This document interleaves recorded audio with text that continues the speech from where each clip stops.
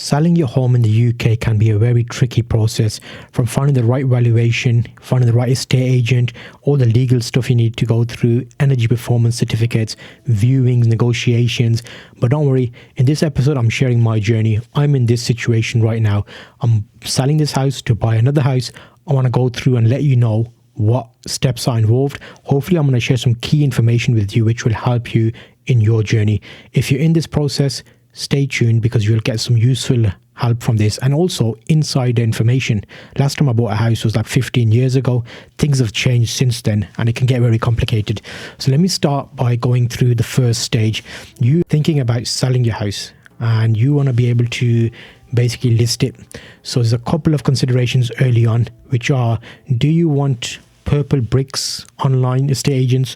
Do you want to sell it via them, or should you get an estate agent? Personally, I've looked at Purplebricks and the information and reviews and people that have used them have not said good things about them. I might do a dedicated episode explaining why. So what I ended up doing was saying, go to Google Maps and do estate agents near your location. You'll get a list of estate agents come up. Look through, you'll see here there's some sponsored ads. You can move down and you'll see all the different agents. So what you're going to do is pick out all of these agents. It's as simple as, let me do an example. So you go to click on the website. You can open up the website. This is an example, and then you can go contact us. They've got different they may have different branches, like within different locations. You'll see here there's loads of locations. Find the one that's closest to you. I called them. I said, hello, I'm thinking about selling my house. I'm approaching a number of estate agents. Can I get your email address to send you over all my details to make this easier? They might say, oh, can I take your name, email address? That's fine. But if they ask you for more information about the house, say, to keep this streamlined, I'm keeping that all in the email. Is it all in the email I will send you? Is it okay if I send you that in email? And out of about 15 estate agents I approached, I got all their email addresses. Link to the email I used, I'm going to show you it right now. So, hello, I would like to request a valuation for my property located at, replace that with your address. I'll make this template available to you to use. If you go to zulftalks.com, you'll come to this page here. Click show resources, put your name and email address in here, and I'll sign you up to my email list where I'll send you information to my resources page. You click on the link on the email. I'm on season 15 of my podcast, which is about buying a house. I've done previous episodes about different processes of working for yourself, which is my podcast. So you'll you'll see here, there's boxes there. When I finish completing season 15, there'll be a box here called season 15, buying a house. You click on that, scroll down, and each of my episodes will be broken down here with guidance and resources, which are free for you to copy and paste out. So see, it'll bring you to this. The last one I did was around mastering online payments in the UK. So this is an example. So you'll have one here for what I'm talking about now, and you can simply copy and paste out this email address that this email template. So that's how you can get access to that, and everything else I share will be in that same document. You can access it quickly. So I got about 15 email addresses from my estate agents. I got all the email addresses, put them in two, make sure they can all see that you've sent it to lots of estate agents, and this is what you say. Oh, this is what I said. You can tailor it to yours, obviously. I would like to request a valuation for my property located at, put your address there, and put information about your house. Everything, good and bad. It is a 3-bedroom terraced house with an upstairs working toilet. WC stands for water closet, I think. Is that right? Let me know if I'm right. WC is like toilet and basin. So I made it clear. It's just a toilet and basin. There's no shower or bath upstairs. A large loft space, which is a storage room, a shower room downstairs, a spacious garden, and an external outbuilding / garage. It's not an official garage. I've put it outbuilding / garage because it's like a mixture of wood and brick with the rear access, meaning you can access it from the back with a car. The house is double glazed and central heated with the boiler replaced within the last 3 years. So you'll see there's like key information there. Think about those things for your property. What can you put in there? You might put something like, I've got 3 large bedrooms, 2 upstairs rooms, I've got attached garage, detached garage, I've got an extra toilet, I've got boilers, I've taken the chimneys out of the house to make the rooms more spacious. You can put all of that in there just for information purposes. I am asking evaluations with local estate agents for, I'll put date and date. So I give them 2 days, they can come and see me between. So make this really easy for yourself. Have 2 days where you know you're going to see lots of estate agents. Book it into your calendar and your diary. It's easier. That way you'll get everybody coming in 2 days and you'll have everything fresh in your mind. You can ask all the questions you want rather than have like an estate agent every week, which you just draw the process out. So keep that in mind. Now coming back here, I've put the 2 dates in there. Say for example I put between Thursday and Friday and put the date, and these appointments will be first come first serve basis, which means if you want a time slot, reply to me quickly. And you'd be surprised, a lot of them replied very quickly. Like once I sent the email out, I had like 5 replies within half an hour. Just make sure when you call them, you get an email address from them. Sometimes if you take an email address from the website, it might be like info@estateagent.com. They don't check that as a regular, but if you call and you say I'm selling and you get a person's email, they'll reply a lot quicker to you. So I'm asking if you are available on those dates between 9 and 6 p.m. Please let me know which time slot works for you and I'll come back to you.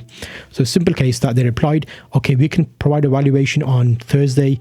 Can we do between 9 and 12? And then you go back saying, yes, okay, I've booked you in for 9 o'clock. Someone else replies, say, okay, I've booked you in for 10. I've booked you in for 11. I've booked you in for 12. Leave about 15 minutes in between those. It should not take a full hour. Mine's, each estate agent took about, the maximum was 30 minutes, 45 minutes pushing it if I asked lots of questions. I've invited several local estate agents to find the best fit to help sell my home. And then I put a list of the agents that I emailed. So that's basically agent 1, agent 2, agent, the name of the companies. Thank you. I sent that email out to all of them. I got replies. I will show you some of the replies, taking out the personal information just so you can see the types of replies you will receive. Here's an example. I copied and pasted out the email just so I don't show you the whole email because it's got personal information in there. So, dear Mr. XX, whoever that would be, triple X would be nice. I just X'd my name out. Thank you for your email. We would be pleased to come and carry out our valuation for you. We have availability between 10 and 2:30 p.m. on date. That's the date they said. Please let me know what time is convenient for you. So I replied back saying, yes, booked in for 10 a.m. on the 10th. And I put that on my calendar at the same time. So that was one reply. Here's a look at another one. It's also good when they reply. You'll see which estate agents are good and who are not, because some of them don't read the emails. This is a well-known estate agent. Greetings, sir. In my email, in the footer, I put my name. They didn't make it personalized. It's a standard format. I hope this email finds you well. I have just picked up your email and I can see you are interested in booking a valuation of your property. We have October 10th available at 1 to 2 p.m. If this time suits you well, I can get that booked in for you. And then, look at this. If you could please provide us with your details, first name, surname. It's already been given in the email I sent them. They haven't read my email. Okay, I did not include my contact number. That's fine. I didn't want them calling me. I wanted to get it on email. Email address. I've just emailed you, so you know my email address. You've replied to my email. Current residential postcode, it's included in my original email I sent you. First line of address, it's included. So that's already alarm bells, and already that's like not a good estate agent. But I gave him the benefit of the doubt. I replied, it seems you may have overlooked the details contained in my original email. All the information you requested, along with more details about my house, is included in that email. Only thing I have not included is my phone number. Here it is. Give them a number. Your slot is confirmed for Thursday 10th at 1 p.m. And the same email I replied that I've booked you in. Looking forward to seeing you at my address. So there's an example of just weeding out the bad estate agents. Because think about this. If they're going to be handling your sale and purchase and they're not reading emails, imagine when someone sends them an offer via email for your house. Are they going to read it? No. Because they're not reading an email for a sale of business which brings them in money. So very disappointing there. There's some more disappointing things I found out about estate agents, which is why it's good for you to hear this process firsthand based on me selling my house as a real customer for them. So let me show you a few more examples and then we'll look at the next section. So here's another example. Thank you for reaching out to us. We are local to, that's my address, and we'll be happy to provide a valuation. So I like the fact they said we're local, so they will understand the local market. Great. Would the day work, 11 work for you? So I went back, thanks, 11:30 would be better. Confirmed for looking forward to seeing you at my property address, so they know where they're coming. And I put it in my calendar. Each email came in, I put it in my calendar straight away, so I know what time they're coming. You'll hear a few more stories about some appointments are booked weeks in advance and how good are estate agents at managing their calendars. You'd be surprised. I've also got, when they came, I've got a section where I've got recorded segments of when we have the conversation, so I can give you some information without giving away too much information. I'll let you listen in. You can be like a fly on the wall. Then another one came back. We can do 1 p.m. or 3 p.m. on Thursday. Which time would be prefer? And I can take a contact number for you to put on file. Sorry. So that's good. They read all the information there. They know I didn't include a telephone number. They asked just for that. So that's a good tick. Estate agents were on board, that one. And they read my email. They understood the brief. A lot more back and forth like that. I sent it to 15 estate agents. So I booked in 7 and I think actually got booked in. Some of them probably got a little bit worried that who's this guy asking 15 estate agents, and they didn't reply, which is good because that weeds out the uncompetitive ones and they're going to be worried about. We don't want to go up against other named companies or estate agents. So that's the valuation stage. The main goal here is booking in valuations. If you don't know what a valuation is, all that happens is you're asking, it doesn't cost any money. You're asking an estate agent to come, look at your house, say, based on the current market, we think your house could sell for this much. This is how much we charge.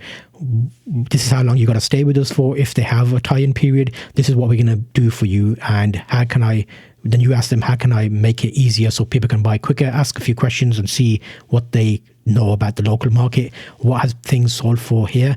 In a later section, I'll give you a nice example of a great piece by one of the estate agents which hooked me, and I feel like that's the estate agent I'm going to go with. I've got 2 days to decide. I'm going to let them know on Monday, and then I'll do another episode where I'll explain that as well, about what happens afterwards. Fees wise, you're looking between like anything from 0.5% of the final sale amount to 1.5%. Some can go between that range. I had estate agents start trickling through. Let me show you some of the ones that on the day he had an appointment booked, and he messaged me and said, can I change it? So they said, can I change it? And I was like, we have a 15 estate agents scheduled to visit over the next 3 days to help find the best fit for selling my house. A few have already provided online valuations. Someone actually emailed me with the valuation. I'm going to talk to you more about that. And others are coming in person. If you're unable to make it today at 10, we'll need to cancel your appointment. If I don't find a suitable estate agent from the others, you can reschedule for next week. The valuations have been taking a minimum of 45 minutes. So if you're not here by 10, it will push back the subsequent appointments. I prefer not to have to contact 3 agents to adjust their schedules as a result. So basically, yeah, you'll have some. That was another red flag for me. I'm like, you know what? First one didn't read my email. Second one rescheduling on the day, and something must have happened. So fair play. But if I don't find the right estate agent, you missed your chance.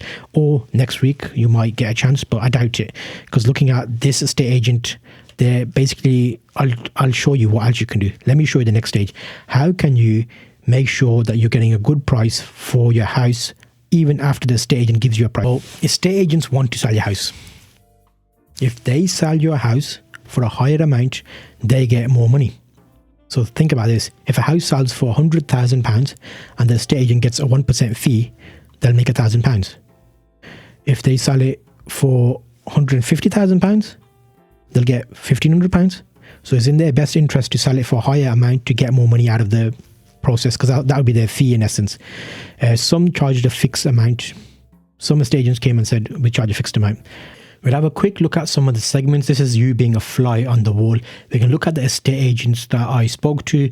I'm going to trim out little important sections about the quote. And if you want to see the full version uncut of each of these valuation meetings, talking about everything you would expect, let me know. I can make that a separate video and cut out all the personal information, give you a full, you're probably looking at 7 or 8 long recordings. I'm only going to pick 4 or 5 here just to give you an idea. So let's look at agent 1, which was my favorite in terms of there was a field there which looked like he could sell it with the current market, and I've seen they board up a lot, so they sell quite a lot in this location. And let's see just a quick overview of their value. It's got 2 reception rooms. It's got a kitchen, shower room downstairs. Very, very similar. And then they got rear access as well. The only benefit I'm going to give that house, I'd say the condition's a bit more modernized than this one. So I would probably say it's going to be around that same kind of price, just because that's exactly the same house. So I'm going to say around the £200,000 mark is probably what I'd expect it to sell for, to be fair. Its current condition does. There's not very many comparables that I can compare to this property, if I'm being very honest with you, because you don't find this arrangement that often.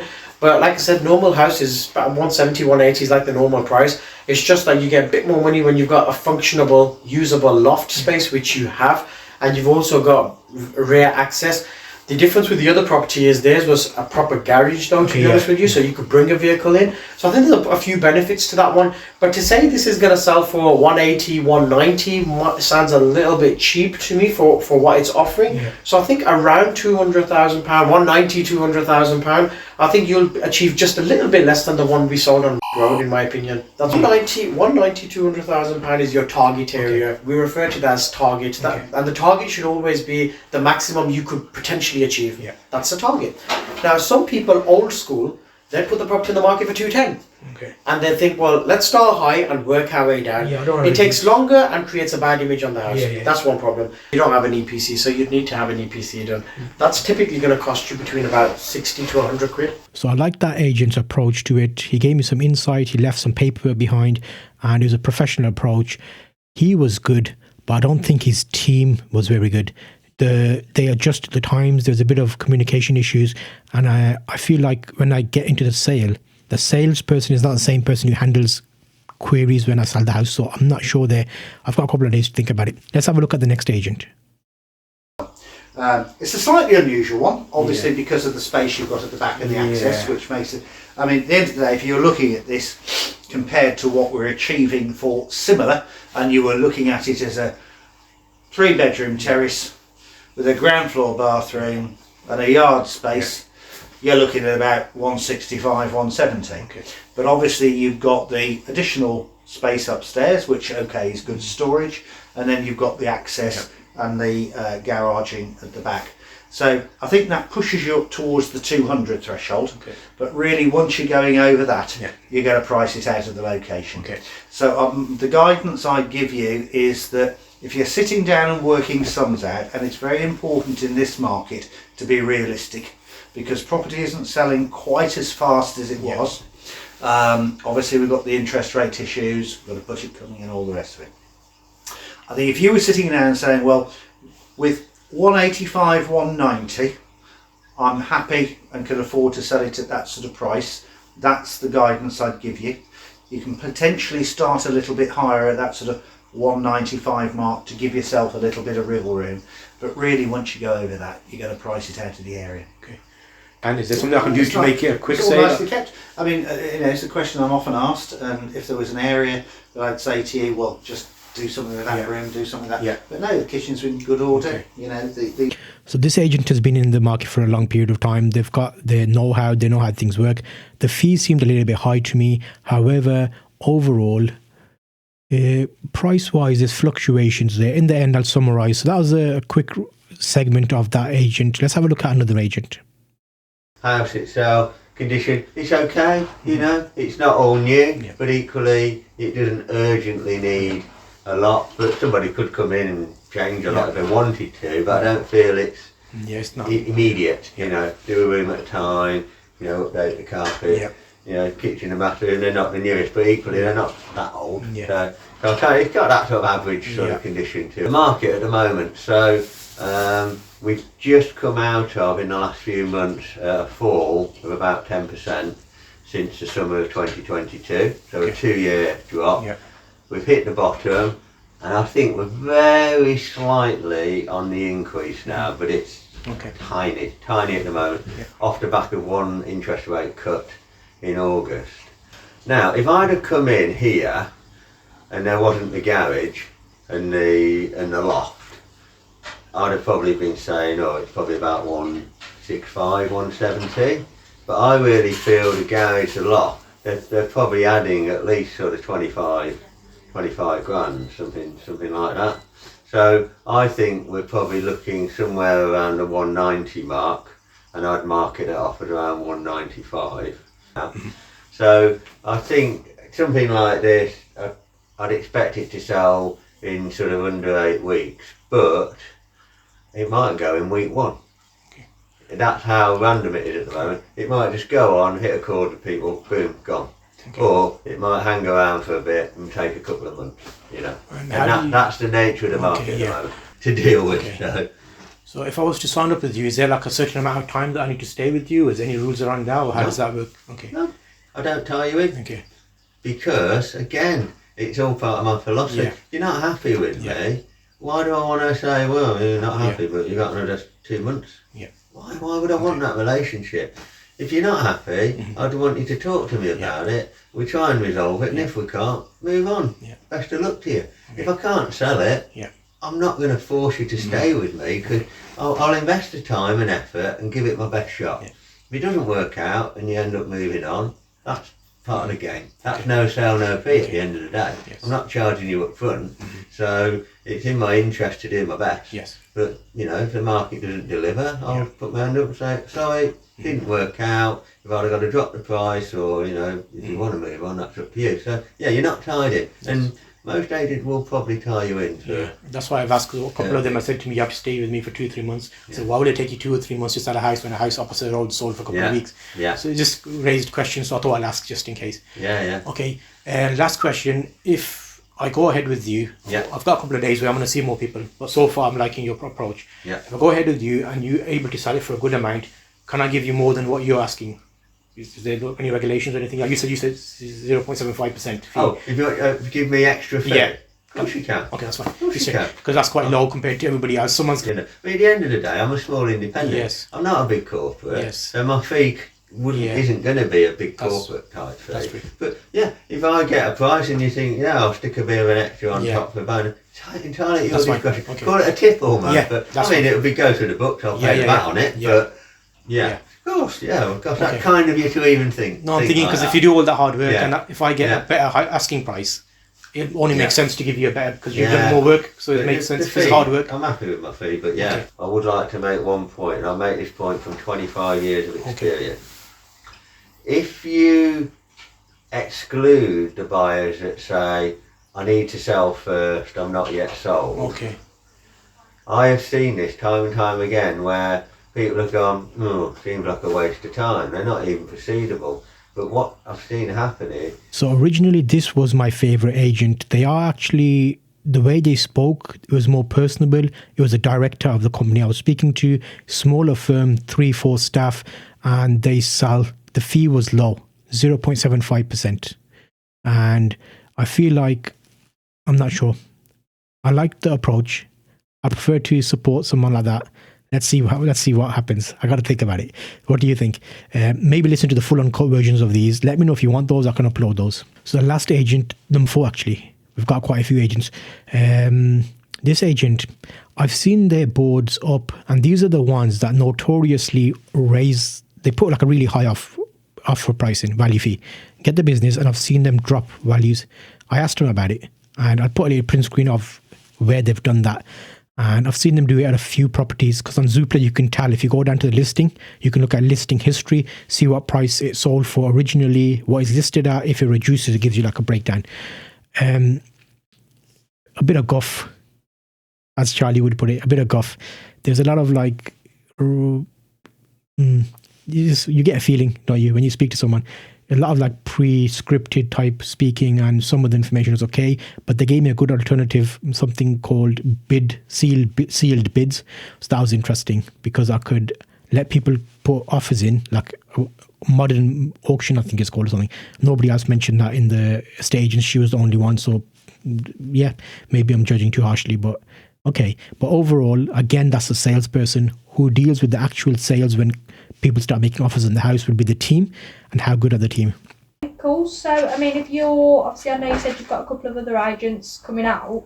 Have you sort of looked into, are you just set on going with one agent, or are you going... I haven't decided yet. It depends what works out, because some of them have said there's no minimum tie-in period and they're happy to go online or share it with another agent, but whoever signs it quickest or gets the best prices. Really, that's it. I mean, obviously a big thing that we try and do is help you find somewhere as well. So ideally, I mean, we've got properties that we've sold locally. I've bought some comparables so we can have a sit down and look through those. We've got sort of an idea in terms of what you want to achieve, price wise. We've had as low as 160 all the way up to 220. So 220. Yeah, so there's a big mix. So that's why I'm a bit confused. The more people have asked, it's more like, it just confused me a bit. But we'll see. I mean, you've got to be careful with some agents, because some will overvalue you to get you on. Whereas I think we try and get you the best possible price, but we're also realistic. Obviously, we look at what's sold. Yeah. If in your position, if you're wanting to sell quickly, you know, it's good to sort of, I mean, I'd say 220 is too high, looking at what's sold, but we can have a look round. Are you okay if I take a few measurements? So, I mean, really looking at sort of the scale of things, I think we can say worst case, we know that they're definitely at least 170. And then I'd probably say top end 200. Where did you see yourself on that scale? I mean, did you want to try for a bit more, or? I'm not too sure now because there's a big variance in price. But is it better that the person looking at it comes in and says, "Okay, this is how much I'm willing to pay"? Is there like something that? Yeah, I mean, marketing wise, obviously we always say try the higher end. You don't want to go too high and completely kill all the interest. But if you try the top end, test the waters, see what levels of interest you're getting. I know the girls at the office, so the way that we work is we generate the interest. So while we've got your photography, ways bring it down, but you can't bring it back up. So, I mean, I'd say probably 200. How do you feel about that? Yeah, because a few of them have said that 180 to 190, 195, like, so it's a mixed bag of numbers. I don't want it to be too high that I get priced down, people don't look at it. So if it's in a, like, because there's one opposite there, Purplebricks, they've gone with, they sold it for, they listed it about a week ago and within a week it sold at 180. It's smaller than this one, but I'm wondering if that quick sale was good because I want to see when they actually complete because it might fall through, you never know. Yeah, that's so I'm a bit worried about that. In terms of once it's listed, when the people come to view it, how do I know like they're active buyers, or is that something you check? Or? Yeah, absolutely. So the girls. So there you heard a few segments of the estate agents that came to visit me, pros and cons, mixture of things there. And it's interesting because estate agents will get the best price. They think they can. But the estate agents don't have a mystical ball. They don't know everything. They will give you an estimate. They could turn around and say your house is worth £190,000. They can say it's worth £170,000. They could say it's worth £220,000, which is what I got. I had valuations all the way from £165,000 to £210,000 from varying estate agents. That's a big, it's like, we don't know. We're just giving you a number. That's what it sounded like. So they can give you a number, but it's not important because the buyer that wants to buy a house will decide what they want to pay for it. What is the current market? If there's a couple of houses for sale locally and they're not selling at the price you want to sell at, what sets you apart? So the house that sold opposite us for £180,000, it was listed, it sold within a week. When I say sold, I mean, it said, you know, under sold subject to contract. So someone's put offer in, the homeowners accepted it, they start doing their paperwork. So that can take a little bit of time before they complete and actually sell. So it'd be interesting to see that. There's another house for sale further along, £190,000, which hasn't sold for about a month. So you want to price it in a way that if you're looking for a quick sale, quick meaning you want to get quick offers and quickly be accepted, put it at a price where it's going to at least get interest and people come and view it. You price too high and then after a while you start dropping the price. That doesn't look very good. Let me show you an example of one that I'm looking to buy where that's happened and what I feel about that. Okay, so I saw this property and it went for sale in July 2024. July is July 7, 8, 9, 10, 3 months ago. 3 months ago. It was listed at £315,000. In October, they dropped it by £30,000 to £250,000. Okay, they dropped the price. September, a month later, reduced again to £280,000. September, again reduced by another £10,000. In July, reduced by £15,000. So they're basically reducing the prices from 315, 250, 280, 290, 300. That looks like they're not getting any interest. Nobody's interested and they keep lowering the price to bring people in. So in that example, if I was buying that house, I am thinking about buying the house, but I'm put off now by why they keep dropping the price and they're not getting interest. If I have a house listed, I want to put it in at a price that I want for it. If I don't get that price, that's my lowest price. I'm not going to sell. If you're going to drop, and then lift it again, is there like some gameplay here? So that estate agent, I've noticed, has done that quite a lot. And I invited that estate agent to my house and they gave me a valuation of my house. We'll see how much I end up selling, how much I get for it, and I'll bring you along on the journey. But this is where estate agents can be totally wrong. If I go with the estate agent who says, oh, you get 210,000 for your house because it's a beautiful house. Personal opinions. They don't know. The person that buys the house will be totally different. Look at this. A couple of estate agents that came to view my house said, oh, it's a beautiful house. A couple of them said, oh, it needs modernization. Another one said, you need to rip everything out and put a new thing in. Oh, okay. So it's like personal preference. If they come from an area or they personally have a big house, when they see small rooms, they say that's a room small. If your rooms are similar to these rooms in your own house as an estate agent, you see it, oh yeah, that looks okay. Yeah, someone can move in and live in it straight away. So it's all personal preference.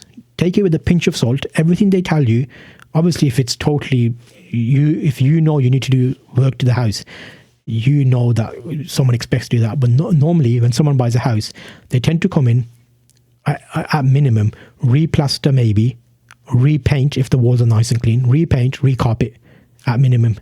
And if it's not good central heating, maybe get central heating. That's something there. So at least £15,000 put aside for that. Because getting a boiler, if you don't have a good boiler, getting heaters can be expensive. £1,000, £1,500, maybe more.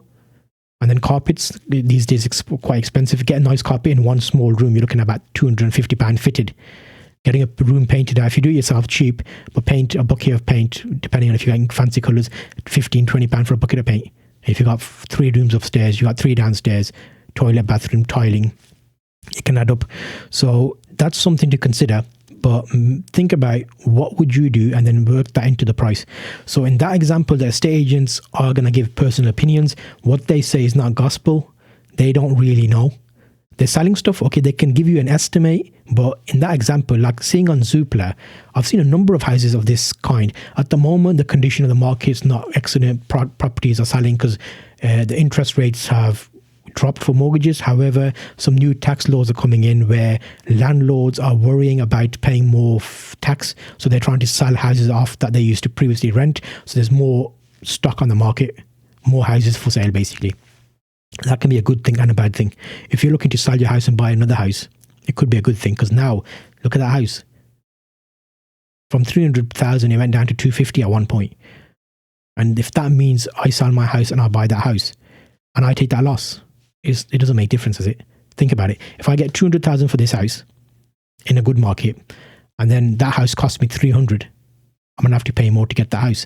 If it's not a great market and I get 170 for my house, that's 30 grand less I'll get for my house. However, when I buy my new house, I'll save that there. So instead of it being 300, it'll be 250. So just weigh up the market. If you need to buy, if you want to get another house, check your personal circumstances. I'm not a financial advisor. I'm giving you this as a personal journey of what I'm doing, how it's going about. And I'm hoping that sharing this gives you an idea of the struggles, the things you need to think about, and it'll give you a bit more to be armed with when you go through this process yourself. So that's the estate agent side of things. You've heard a few listening experiences of what the estate agent meetings sound like. They basically go around the house, have a look and say, yeah, okay, we think we can do that. And based on the local area, I've printed out a sheet here. In the past month, this is what sold. This is how much it sold for. Is it worth doing home improvements? Do you want to clean up the house, put new carpets in to get a little bit more?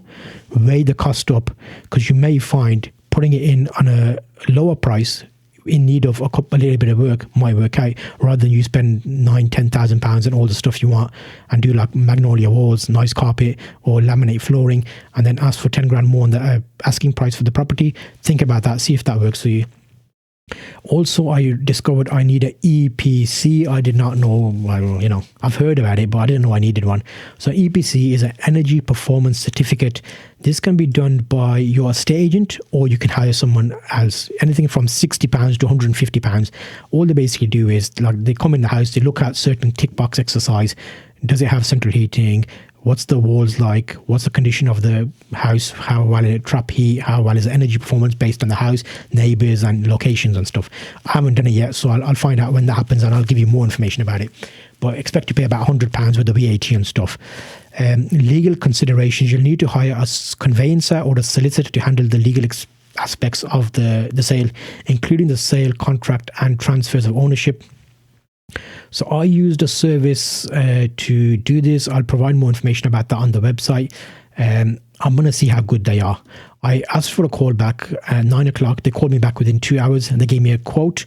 I feel like it's quite expensive. However, if they deliver on if they do a smooth process, it's not. It's basically the same amount as what a estate agent would charge you to sell your house. So it's kind of like another fee that you need to worry about. I didn't think it would cost this much to sell a house. So you're looking at maybe £1,500-ish to pay the solicitor. You're going to be looking at, depending on your house price, about 1.5%, 1% of the value of the house. That's another couple of grand. So you're looking at already at 3-4 grand roughly, depending on how much you sell your house, work it out. So I put aside about £7,000 or £8,000 for fees. I didn't think it would be that high. I thought, based on what I did before, I thought it'd be £1,000 or something. That's 10 years ago. So fees can get expensive. So build that in to your budget, because then the last thing you want is buying a house for £200,000 and you've only got £200,000. Keep a little bit back for the fees, or you're going to have to build it into your mortgage if you're getting a mortgage, and then you pay a little bit interest on that. So think about that. It's worth mentioning just so you know about it. So property information form, you can complete our property information form accurately providing details about the property, the boundaries and any issues. So it's always good at this point to have a document ready so you can send to your estate agent or to your conveyancer or solicitor. The main thing you want to be is be honest and be upfront. If there's something you think that will come up, you want to let them know in advance. You don't want it to go to someone offers you, you sell, they get a solicitor, they pay for the fees, and they find out, oh, your garden's bigger than it should be, or your neighbour's been arguing with you about some trees, or I don't know, something silly. Just let them know that this is what's going on, and this is what we've got in place, this is what we've done. As an example, I can't give you an example because it's not happened to me, but I don't know, if you've got a joint driveway and you're having access, it's shared, and there's like, you get an agreement in place or something so that you can say, it's a shared driveway, we both use it, we're happy to share it. Just something like that. So if a solicitor does a survey and they say, on the deeds, it only says you have legal walkway of the driveway, you can say, actually, no, I've got a document here with my neighbour saying it's fine to use it, and give that to your solicitor and formalise that in some way. As an example, if you're using loft space as storage, for example, in our loft, we use it as storage only. We don't use it as a bedroom.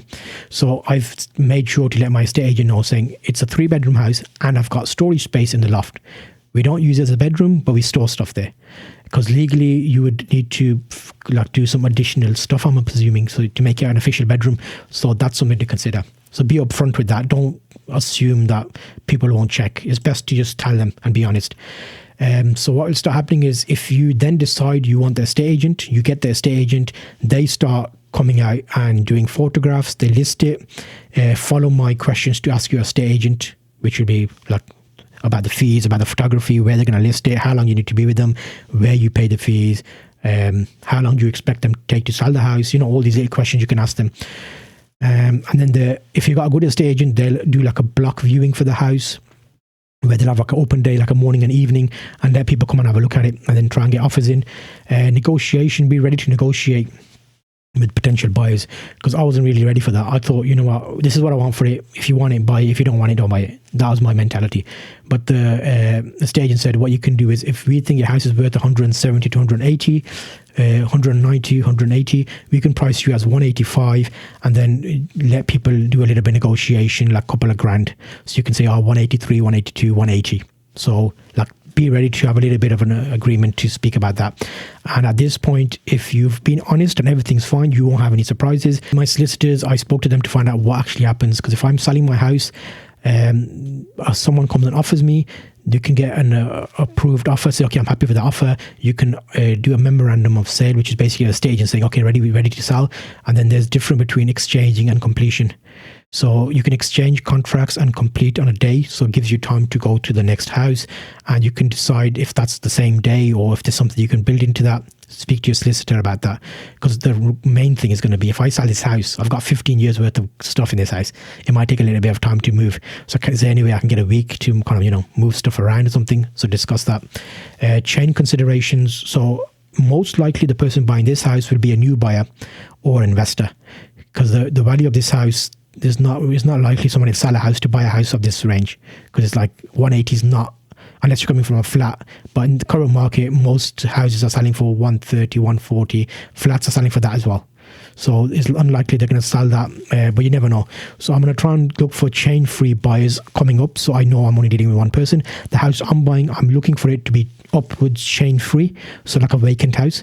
So that means there's only be 2 people I need to worry about: my buyer and my seller, the guy I'm buying from, which will hopefully help, if that makes sense. So then there's less to go wrong, because sometimes if your buyer has a buyer and you're buying and they're buying another house, that can easily create a chain and things can start going wrong. I'm predicting there will be some delays, so fingers crossed they're not, but we'll see what happens. Always be prepared for the worst, and then you should be good. I'm hoping the whole process shouldn't take longer than 4 to 6 months, and that's like worst case scenario. I'm hoping. If it takes longer than that, then something's seriously wrong. But I'm hoping 4 months, 3 months would be a good amount of time, and I'll be happy if it goes through that quickly. I think when I bought this house like 10 years ago, it took 8 weeks, which is about two and a bit months, and I got the keys. But that was a different process then. I bought directly from the house owner, no estate agent involved, and it was fairly straightforward. No chain, basically. They're moving countries. Moving locations, tax implications, stamp duty. Oh my days. Okay, so now I did not know this until I spoke to my solicitor, and my solicitor said, "You're buying your other house. This is the fee." They said something like £4,000, £5,000. Oh, why is it so high? And they go, "Well, ours is about £1,800, and you got stamp duty in there for the new house." I was like, "Why is a home? I'm buying it to live in. Why am I paying stamp duty?" Because I thought if you're buying your own house to live in, there's no stamp duty, but apparently they must have changed the law. So if it's up to £250,000, you don't pay stamp duty. If it's over £250,000, you pay stamp duty on that amount. Just brought it up quickly. So my plan was to buy a house for £300,000. The legal fees would have been about £1,500 plus legal fee VAT at 20%, £310, which is about £1,800 for purchasing. Supplements, there's additional fees here for stuff they need to do. There's third-party fees for searches and stuff. So subtotal was £2,500. It's quite a lot of money. And then down here, stamp duty. See, it's £2,500 for stamp duty, and the grand total was £4,919. That's just to buy. And if I was doing combined selling and buying, because you have to have a solicitor to sell your house, I'm looking at £6,700. That's nearly £7,000. And that's before you're paying your estate agent. £7,000 to buy and sell a house. What? Okay, so that's giving you a rough idea. I'm sure there's other people out there that will do it cheaper, but just be mindful of what you're paying for. Realistically, take 2.5k off that. Well, it's about £5,000, because the stamp duty goes to the government, doesn't it? So then I decided, okay, let me think about this. I looked at a few houses. Luckily, some of the houses that were at £300,000 went down to £270,000, like price-wise. So the fee for stamp duty went down from £2,500 to £1,000. So if you're in the market and you're thinking about this, have a look at the news, listen to podcasts, listen to videos like this to kind of find out what everyone else is doing, and go through your own experience to find out what happens and how it costs and tax implications. And if it's a joint house, or if you're who pays the tax and who owns the house, and like this gets all, if you got a mortgage in place, if you're paying it off early, is there any charges there? There's loads of things to think about. And market timing, if you're thinking about buying a house, the timing is right when you are ready. If you've got the money, you found a house you like, and you're in the position to be able to buy it, the time's right. If you look at the market, it's very difficult. People try and time it to buy when the houses are cheap, and it gets very detailed and complicated, because think about it, the house purchase in entirety will take a while. So if it takes 6 months to 8 months, then at that point, how can you know what the market's going to be doing at that point? And if things change and the price you agreed, is that definitely what you're going to pay? Is a buyer going to be happy to stick to that fee? Make sure to say in writing that, okay, this is the fee, we're happy to accept it. And think about putting a clause in there to say, if you back off after we've agreed, or if I back off, we're going to cover the fees, like 50% of the fees you're going to pay up front or something. So right now, I've had the estate agents come. They've done everything they need to do. And I'm going to have to, this episode's going on a bit, so I'm going to have to call this part 1. And then part 2 will be once I've chose my estate agents, and once they've done the listing, I can show you all the photos and stuff and how well they did that. And then see if we get any offers and all the experience of how I can sell the house. And how much of a nightmare is it going to be? Are you prepared? It's going to be a roller coaster. I know things are not going to go to plan, but if we plan it like this, we know, okay, worst case, I'm losing 6-7 grand if things don't work out. But if you put some type of clause in there, half of that, so 3k. So yeah, maybe it would be really good if you can leave a review wherever you're listening to this. The show resources are available at zulftalks.com. You can also sign up to the mailing list there, which will allow you to get information to help you on your journey working for yourself.